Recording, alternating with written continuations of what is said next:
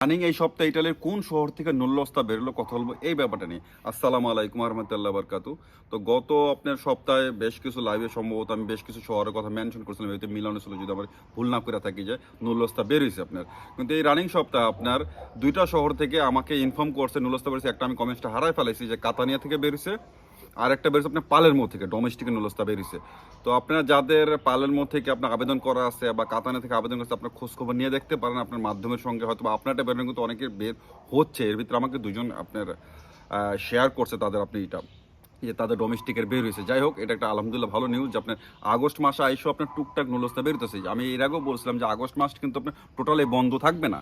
এর আগেও বেশ কিছু ভাই ব্রাদারে কমেন্টস করছে যে আগস্টের কয়দিন বন্ধ থাকে, সামার ভ্যাকেশন কবে শেষ হবে। হ্যাঁ, সত্যি কথা বলতে সামার ভ্যাকেশন অফিসিয়ালি কোনো কিছু নাই, টার্ন অফ বা ছুটিতে থাকবে। সরকারি ছুটির দিন হলো আপনার 16 আপনার 15 আগস্ট, এছাড়া শনি রবিবার বন্ধ থাকবে, সাপ্তাহিক ছুটি। এছাড়া কন্টিনিউস আপনার অফিস চলবে, কিন্তু লোক কম থাকবে। টার্ন অফ বাই ছুটিতে যাবে, এক গ্রুপ যাবে এক গ্রুপ আসবে। এটা এর আগেও বলছিলাম, আবার আপনার কমেন্টস করছেন যে সামার ভ্যাকেশন কবে শেষ হবে। জুলাই লাস্ট উইক থেকে সেপ্টেম্বর ফার্স্ট উইক পর্যন্ত সামার ভ্যাকেশন চলবে, টার্ন অফ বাই। যাই হোক, তো যেরকম আপনার নুলস্তা বেড়েছে, কিন্তু একটা আপনার কমেন্টস আমি এসে আটকে গেছে। একটা আপুর আপনার কমেন্টস করছে যে খুব খারাপ লাগছে জিনিসটা। আসলে আমি স্ক্রিনে শেয়ার করার চেষ্টা করব, নামটা কাইটা।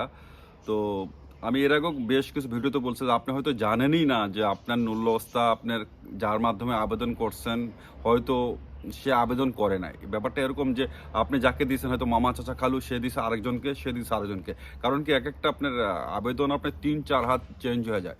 তো লাস্ট 11th আওয়ারে সম্ভবত ওনার ওই আপুর আত্মীয় বা তার আত্মীয় হয়তো বা টাকাটা মেয়েরা চলে গেছে গা।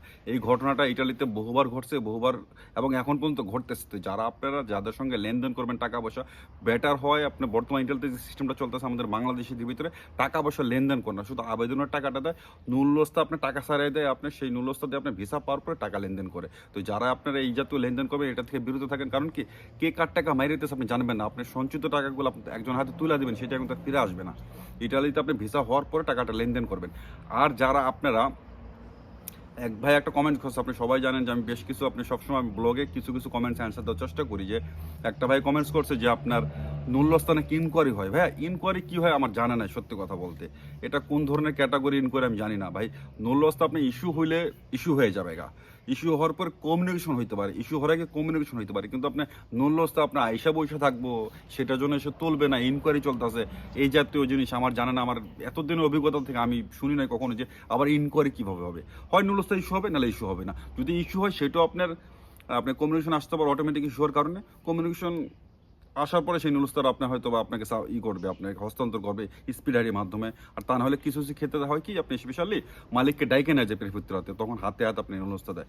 আর কিছু কিছু ক্ষেত্রে দেখা যায় যে আপনার নুলস্তা ইস্যু করার আপনার পর্যায়ে আছে যে আপনি কোঠার ভিতরে আছেন, সেই ক্ষেত্রে কমিউনিকেশন থাকে যে আপনার আলোচ্য বাকি আছে বা কোনো কাগজপত্র বাকি আছে, মালিকের ডকুমেন্ট বাকি আছে, তো সেই ক্ষেত্রে কমিউনিকেশন থাকতে পারে। কিন্তু ইনকোয়ারি জিনিসটা ভাই আমি শুনি নাই যে এইভাবে ইনকোয়ারি হবো। কমিউনিকেশন স্যার আর কোনো ইনকোয়ারি কোনো সিস্টেম আমি আমার জানার মতো শুনি নাই। তবে আপনারা যারা এই 25 আবেদন করছেন তারা কেউ কিন্তু আপনার আশা ছাইরেন না। টুকটাক নুলস্তা বেরোতেছে, যদি আপনার আবেদনটা যদি কোঠার ভিতরে থাকে, সময়টা কম থাকে, মালিকের কাগজপত্র আলো যদি সব কিছু ঠিক থাকে, তাহলে আপনার তো অপেক্ষা করার ব্যাটার হবে। কারণ কি, আপনার সামনে কিন্তু আপনি অপেক্ষা না করলেও 2026 কিন্তু অলরেডি সামনে আসতেছে। সেই সময় সেই কাজ আপনি সুযোগটাও কাজে লাগাতে পারেন। শুধু শুধু অহেতুক মানে আপনার হতাশা হওয়ার কোনো মানে হয় না। আপনি অপেক্ষা করেন এই বছরটা শেষ পর্যন্ত, যদি সব কিছু ঠিক থাকে ইনশাল্লাহ, যদি আপনার রিজিক ইটাল থাকে, তাহলে অবশ্যই আপনার নুল্লস্তা উঠতে পারে। তো আজকে এইখানে রাখবো, রাখার আগে একটা কথা বলতেছি, আগামীকালকে আমি লাইভে আসতেছি শুক্রবার যে যথাসময়, কিন্তু মাঝখানে গত সপ্তাহে আমার কাজের চাপের কারণে আমি বেশ কয়েকবার লাইভে আসছিলাম, কিন্তু এটা আমার নিয়মের বাইরে ছিল। কিন্তু নিয়মতান্ত্রিকভাবে আগামীকাল আপনাদের সঙ্গে লাইভে দেখা হবে বাংলাদেশে রাত 10টা বাজে। আজকে এখান থেকে আসসালামু আলাইকুম রহমতুল্লাহ।